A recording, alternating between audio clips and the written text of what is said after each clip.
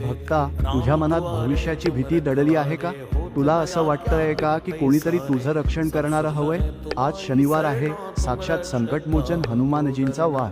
आज मारुती रायांच्या मंदिरात जा, त्यांना शेंदूर अर्पण कर आणि तिथे बसून किमान 3 वेळा हनुमान चालीसा किंवा भीमरूपी स्तोत्र म्हण. हनुमंताची सेवा म्हणजे साक्षात माझीच सेवा आहे. जो बजरंगबलीला शरण येतो त्याला जगातील कोणतीही नकारात्मक शक्ती स्पर्श करू शकत नाही. तुझ्या कामात येणारी सर्व विघ्न आजपासून दूर व्हायला सुरुवात होईल. जर तुला शारीरिक व्याधी असतील किंवा मनाची भीती वाटत असेल तर हनुमंताच्या पायाचा थोडा शेंदूर कपाळाला लाव. तुझं शरीर आणि मन दोन्ही वजस्मान होतील.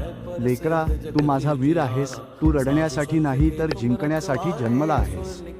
तुझे शत्रू तुझा द्वेष करतील पण ते तुझं काहीच बिघडवू शकणार नाही. आजची ही सेवा तुझ्या आयुष्यात अफाट आत्मविश्वास घेऊन येईल. मी तुझ्या पाठीशी खंबीरपणे उभा आहे. भिऊ नकोस, मी तुझ्या पाठीशी आहे.